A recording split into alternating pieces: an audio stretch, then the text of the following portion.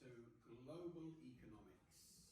And global economics is our first area that we're going to have a look at is international trade. And the question is, why do countries trade with each other? Right, so we're looking at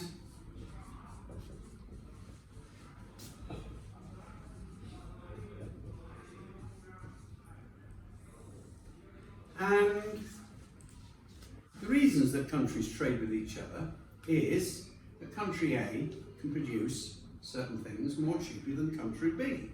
Country B can produce things more cheaply and at higher quality than country A.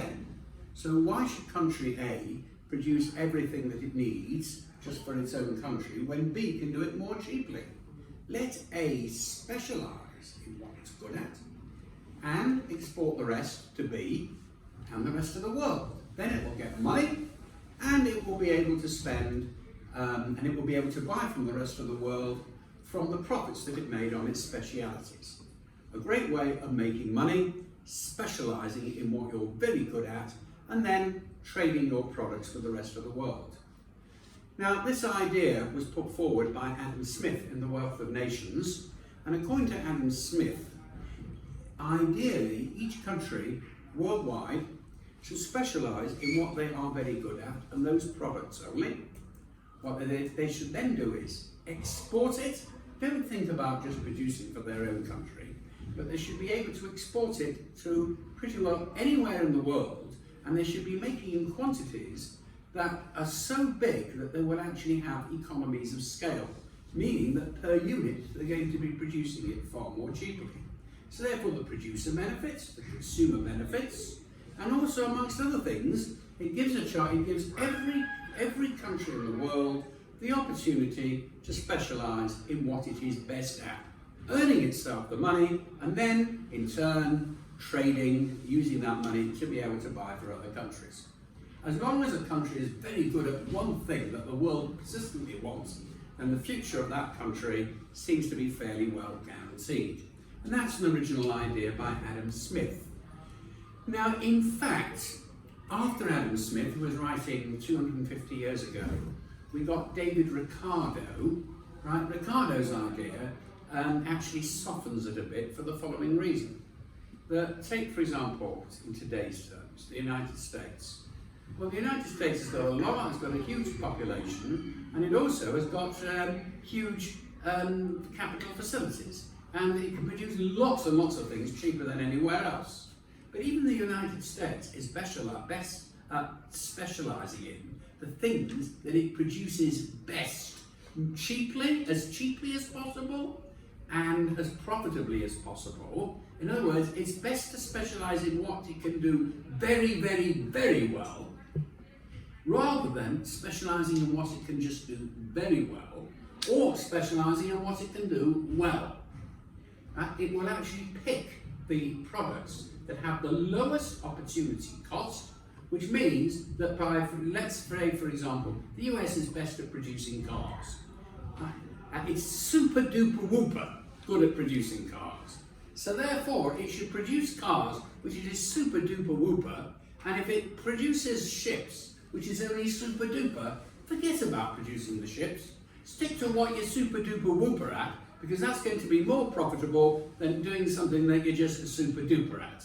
And therefore, specialise in producing cars and import ships from other countries, even if the other countries don't make them as profitably as the United States. Now that's called a comparative advantage. And other countries having a comparative advantage, and that means that other countries that normally wouldn't be able to get into the world trading pattern can get into the world trading pattern. So, international trade. According to Adam Smith, what is also important is that countries should not place barriers against trade from other people. Okay? For example, let's say that country A produces sugar, but country B can produce sugar far more cheaply than country A. You know what country A should do? It shouldn't produce sugar. It should simply import it from country B. Country B is competing it means the sugar producers in country A are going to lose their business. Tough. Those in country A should therefore find something that they can produce better and should get out of the sugar industry. However, it's not quite as easy as that. Right? And what we're going to look at now is, should governments intervene in order to protect the trade and say, no, we're not going to let cheaper countries that can produce it more cheaply supply to our country, because the people in our country, right, they've also got to earn a living. Right? Why should they suffer foreign competition? Why should we have unemployment in our country?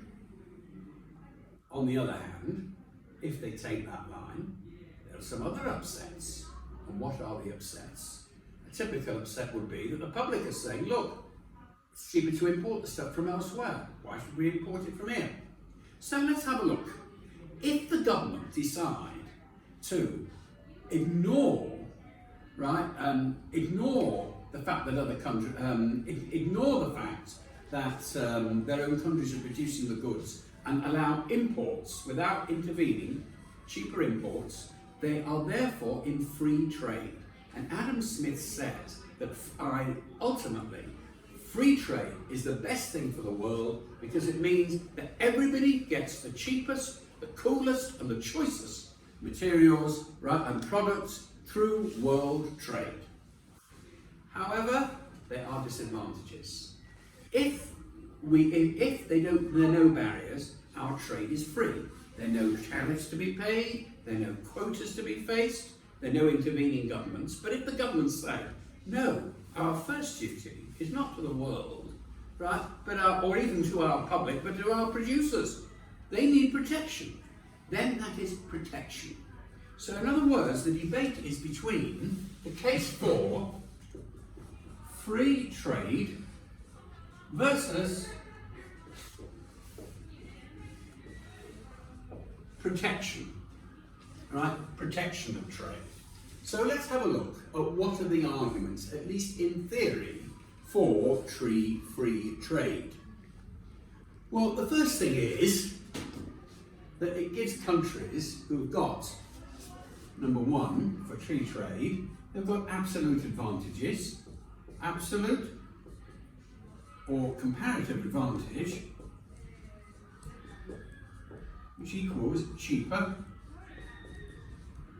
products, which are worthwhile because they've got absolute advantage.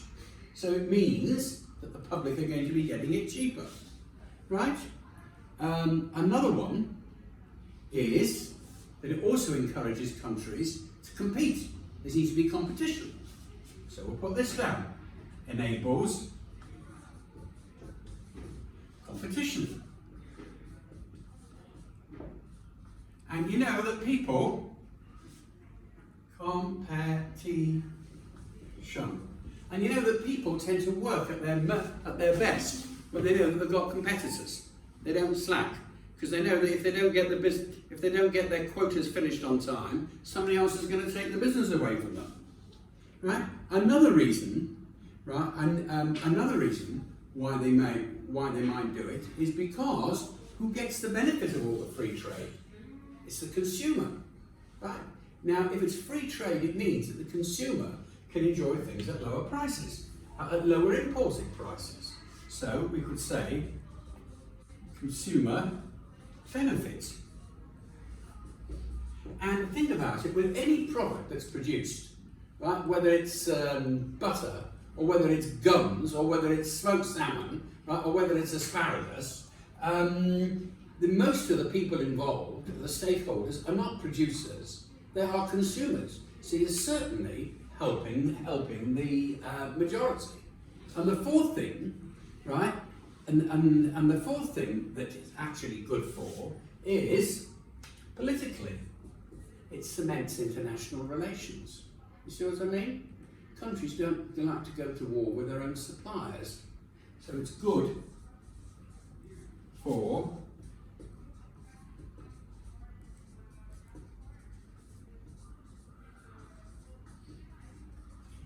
international relations. So that's the case for free trade.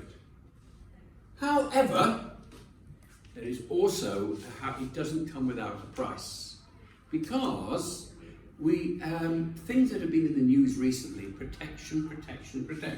For example, Australia, the Chinese put a tariff on importing Australian wines, right, into China, because the Chinese say, well, we also make wines. Or they might say something like, wines are a luxury good. If they can afford to pay for wine, they can afford to finance the Chinese government. So therefore, one case for protection is, right, of actually charging things like duties, is that it safeguards home industry. But more important, what happens if if a country is trying to start something new for the same time? Let's say, for example, this isn't the case, but imagine that it is. China wanted to start producing wine for the first time. Well, you're going to have to give them some protection. You know why? Because until they really get big, they're only on small scales and learning from their experience, which means it costs them more to produce. Now, if somebody wants to open something new in their country and they're immediately having to compete with experienced countries, right, individual countries can't develop. Let's say, for example, wine and cheese. Right, let's say that the Poles in Poland decided they're going to produce wine. Well, they can't really they may feel a bit disturbed when they know that they can get the world's wine producers who've been producing wines for centuries and far more cheaply than the Poles to be able to compete with their own wine. So they might say, well, we're only going to allow foreign competition if they pay stiff sums to the government for each bottle of wine that actually comes in, a tariff. Right? So one of them is, the protection is called, right, if the Poles are starting wine for the first time, they are an example of being an infant industry.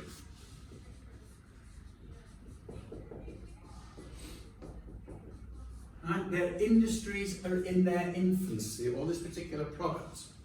They should not be exposed to foreign competition until they've had a chance to expand and be on the same footing as the world's leaders. Then they might be able to remove the barrier. But otherwise, right, you couldn't start something when they have to face the chilly winds of foreign competition. The second one is the second reason for protection is called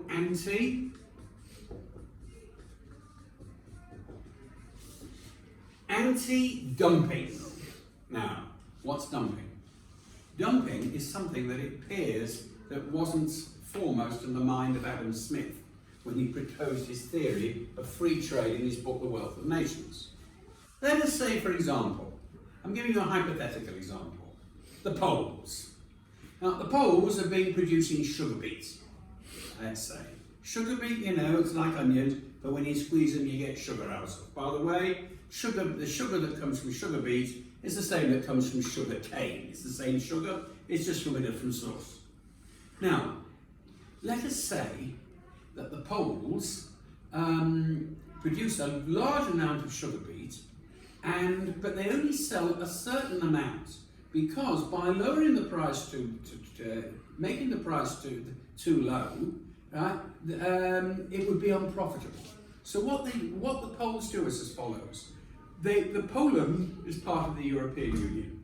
They only allow a certain amount of that sugar beet within the European Union, and they hang on to the rest for the moment. Because if they put too much on the European market, the price of sugar will be so low that sugar won't be produced anymore. So far, so good. But let's say that they've got 1 million tonnes left of sugar that they haven't put on the market, so that the supply isn't too big in Europe. What are they going to do with that million tons of sugar? You know what they might do?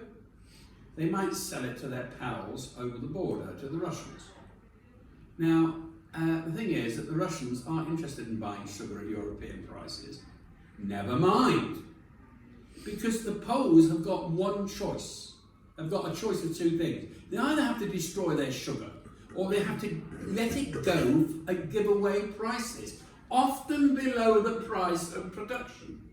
Now, while that's fine from the Polish point of view, because they're getting rid of something below cost price, The Russians say, well, that's not fair because we're producing sugar and you're actually selling it less than it would normally cost you to produce it, which means that you're giving our sugar people unfair competition. That is dumping. Countries often accuse each other of exporting dumped produce at very low prices and giving unfair competition. So therefore, protection, like putting a tariff, is a way of reducing the amount of dumping that takes place, right? Or actually an anti-dumping measure. Other reasons are more straightforward. Industry within each country gives jobs to people in that country. If, for example, let's say, for example, let's pick Poland again. Poland produces wheat, but outside the EU, right, wheat is produced far more cheaply. The Russians produce it far more cheaply. Now, let's say that Poland wants to import wheat from Russia. Well, the thing is, what's going to happen to all the wheat farmers in Poland? They need their jobs protected. So therefore, that's another reason to restrict trade, like protection of jobs. And the fourth reason, right, for protecting work, for protecting trade, right, is so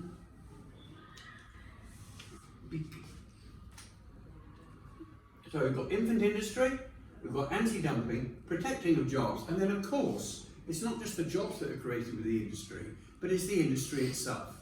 So in other words, it's not just protecting the workers, but it also protects the people who are the owners of the various industries, right? That they're able to sell their products and therefore maintain those particular functions of the country.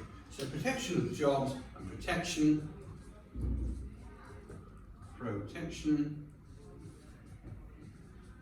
of the industry themselves.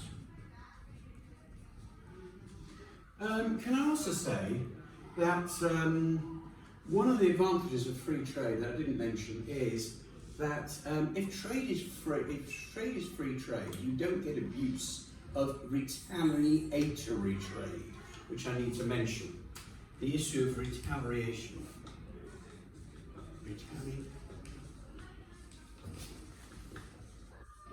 Retaliatory trade. Retaliatory trade is as follows.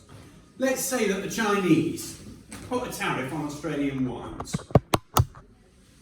And the Australians are very annoyed because they want to sell wine to the Chinese.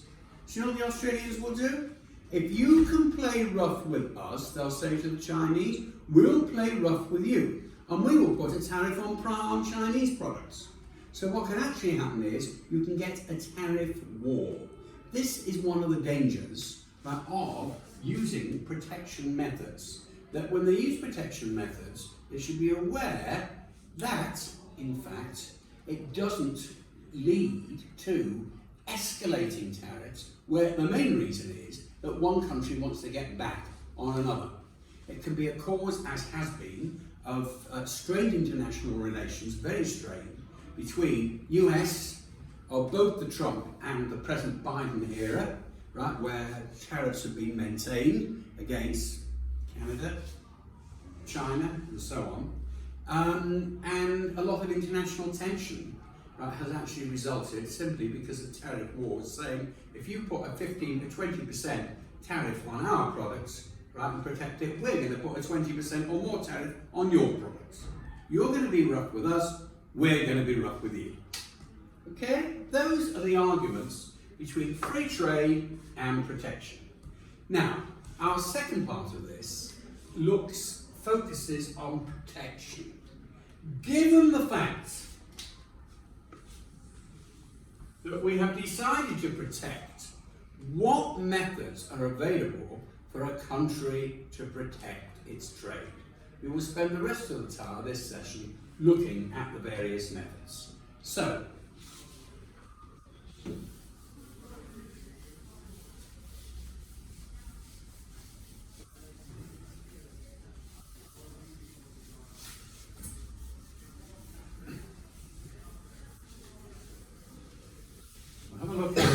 methods of protection.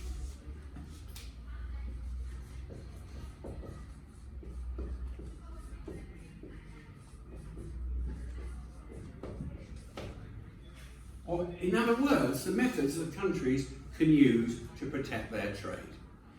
Well, let's put them. We'll list them first. Number one, they can do an embargo.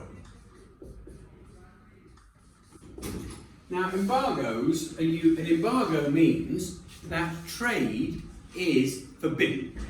They do not allow the import of foreign goods. For example, country X grows bananas. Country Y also grows bananas, but more cheaply. And if country X said you can only use homegrown embargoes, any embargoes attempted to be imported in the country will be confiscated, right? That means that there is an embargo and there is no trade at all. Trade is forbidden. There are embargoes, for example, also on commodities that are demerit goods, such as drugs, and also things that can cause negative externalities, certain things that cannot be imported into the country. Number two is a quota. If a country puts a quota, it means that they say, well, you can import so much tax-free, but anything more than that, right, you're going to have to pay, but anything more than that, right, you're not allowed to bring in. A certain amount tax-free. Anything more than that is locally produced. So that some imports are allowed, but if there's a quota, there is no duty or no tax charge. The one that's most in the news and that's most common is number three. Right? Number three is when the government decide to say there will be a tariff placed on the product, which means that you may import into the country as much as you like, but for every unit you're going to have to pay tax to the government, right, to the customs, right, which is a tariff. Right? For example, when you're travelling by plane and you arrive and you have to go through the customs, there's a long list of things that you're not allowed to bring into the country until you declare them. And then for example, you can't bring more than, let's say, a couple of bottles of whiskey into the country that you're going to, and anything more than, say, 1 or 2 bottles of whiskey, you have to pay per bottle of whiskey a certain amount of money to the government.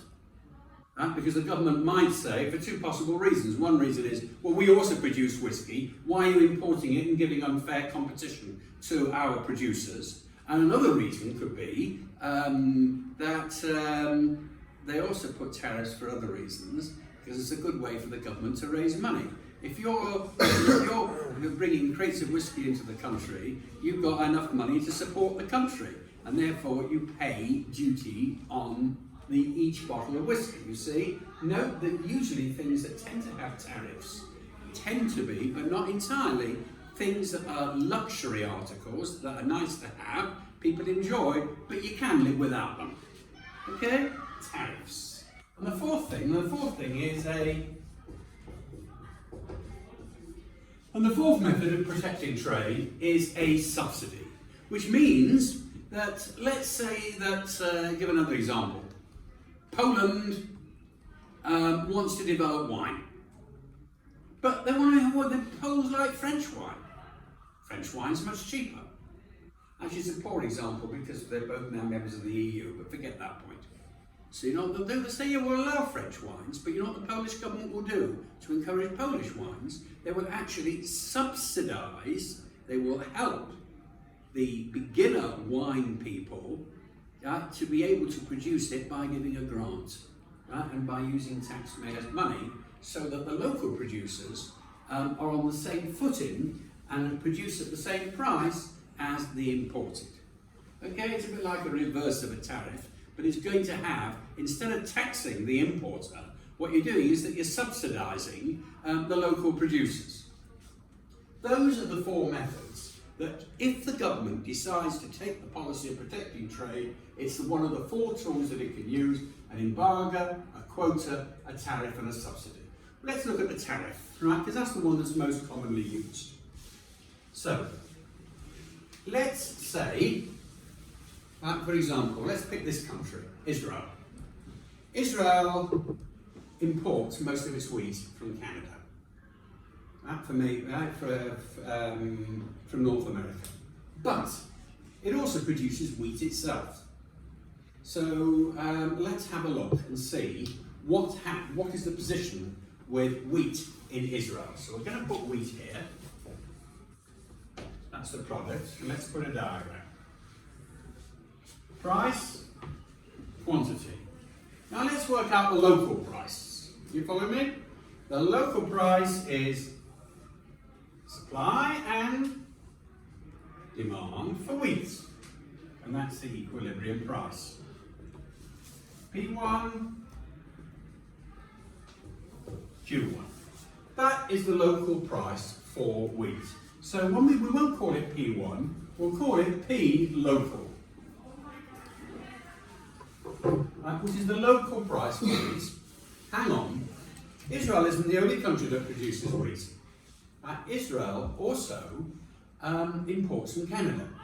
So let's have a look at what, now let's say that Canada is the cheapest place in the world. Right, that would be the world price. So other countries as well. So let's draw this, and let's draw the supply curve. This is the supply curve from Israel. The supply curve from Canada, or worldwide, let's call it world, just to make it easy. The world price, which is the lowest price that you can buy, is much lower. So let's say that this is the supply curve, and this is P world. And this is the supply curve, because why is it horizontal? Because there's so much wheat in the world that you can have as much wheat as you want imported at this price. It's not limited like local wheat. So therefore, it's a horizontal, perfectly elastic supply curve. That at P world you can import N bushels of wheat, N million bushels of wheat into the country. So let's have a look at the situation. It's if there is free trade, what is going to happen is as follows. That will be the amount of wheat that's going to be consumed, Q2, of which Q3 is the amount that's locally produced, and between Q2 and Q3, this is going to be imported. Q2 to Q3. That amount is going to be imported. Well, Israeli farmers aren't going to be too happy about this. You know why? They're going to say we want to be protected. We were once producing, if there was an embargo, right, they were producing Q1 wheat. Why suddenly do we have all this foreign competition? These foreigners are supplying wheat, we can't produce anymore. We've got interest, we employ loads of people. Okay, let's make a compromise. So what happens is that the government will say, we will place a tariff on every unit of wheat which is imported. By the way, this is S World. Right? If Canada was the only producer, it wouldn't say S World, it would say S Canada, because Canada would be the only producer that they're dealing with. So what they do is as follows. For every unit of wheat, you're going to have to pay 50% of its value to the country. So therefore, we get this. The supply curve has moved upwards. P world plus tariff, which can be the supply world at the supply curve of the world plus the tariff. Now let's have a look and see what's happening. Who gets the benefit, who wins, and who loses? We've got three stakeholders. We've got the producers, well, we've got local producers and foreign producers. We've got consumers, local consumers, And we've got the government who's also going to be getting some money out of this. Let's now have a look. Let's firstly see what the let's firstly have a look at the amount that's imported. Now, the total amount that's consumed is Q4, of which this is the amount that is locally produced, which is Q5. Right? So it's going to be less. Right? This amount is locally produced up to this line. Right? And anything more than that, despite the tariff, there are going to be some imports. But the total amount of wheat has gone down from Q2 to Q4. So that at the end of the day, right, with a tariff on, right, less is imported. Right? That is imported from Q4 to Q5. Less is imported. So you can see what's happening. It means that the local people are able to produce a bit more. It means that there is still some imports, but fewer. And also the total amount of wheat has gone down from Q2 to Q4. But that's still more than if there'd been no trade at all, where it would be down to Q1.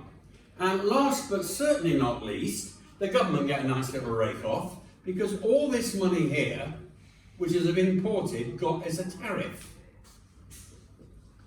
Right? Which means it goes to the tariff to the government. Right? To the tariff to the government. And that's the total amount. At the same time, right, certain amount is not produced, right, which actually causes a loss of welfare, which is the deadweight loss. But just bear in mind, looking at the overall picture, right, that a compromise has been struck between the various interests. So, let's start off. The producers are able to produce a bit more wheat, but nevertheless, not as much as they would like to, but at least there's a compromise. The consumer, the foreign producers, however, aren't able to export and make profits on this particular country to the same degree as they could. The consumers are still getting cheaper wheat than they would have if there was no competition, but not as cheap wheat as they would have if there was no protection. So they're in the middle, right? They're not doing as well as they previously did, but they're not doing so badly. And the government is getting additional income. That additional income helps to be able to solve the country's tax bill, because it means that there are more goods, and because they're able to pay for things like schools, medical, repairing the streets, picking up the garbage, and all the other things that the tax money is never enough. So they're able to raise a fair amount of government revenue by placing taxes on commodities. So in other words, there's been a redistribution of wealth, and it is one of the methods, tariffs, of raising money for the government. Good. Now, there are other methods. We said that a tariff, which is the most commonly used method, is one way of being able to regulate trade, and as you can see, that it causes a redistribution of wealth with the various parties that are involved. A quota, a subsidy, right? A subsidy is the reverse. What would happen would be that if this, right, the reverse is that the government, instead of actually placing a tax, what they do is that they actually pay money for the local people to be able to produce at the same price as the imported goods. So if they pay them a subsidy, and E was the amount that was being produced, what the government would do would pay a subsidy so that they were able to produce at the world price. You see, all this box would be paid out by the government. So that's covered as subsidy. We need a separate diagram for the quota, which we'll do very quickly. Quotas is more simple because you haven't got the government involved directly. The government only makes incomes, right, when it charges tariffs, not when it actually puts quotas. Quota says so much you may import. So that if you have a quota diagram, it's like this. Do the same thing with wheat. Wheat in Israel, price, quantity, supply, demand, price. Right? And that's wheat. And that's E1, P1, Q1. That's the local price. Q. Now, let's say that foreigners can produce it more cheaply. So this would be the amount, but they say like this, that you can only import up to Q2. So what would happen would be as follows. If the world price is here, P world, and there was a quota, up to P2, that's how much can be imported. Anything beyond that must be locally supplied. So that, the new price, would be P quota and Q. Okay, that would be the going rate for wheat. So therefore, let's now summarise. What we've actually found is that when we look at the whole picture of world trade, there is a case for countries trading with there is a strong case for countries trading with each other, because it means that countries have a more variety of goods and all the goodies that the world can produce. In addition, countries can produce the goods far more cheaply when they're producing for large markets, right, than when they're just producing for their own countries. However strong the case is for free trade, there are strong arguments also in individual cases for governments restricting trade and trying to stop foreign competition. And the various tools, the embargo, the quota, tariff and the subsidy, are the tools that are commonly used.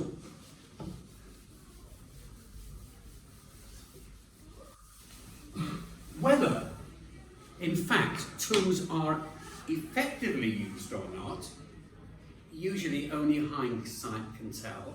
And what often is used to regulate tariffs, if one country is very upset about tariffs against another, very often the WTO, the World Trade Organization, is actually involved in settling disputes. And the role of the World Trade Organization we will be looking at more in our future class in economic integration. Thank you very much indeed, ladies and gentlemen.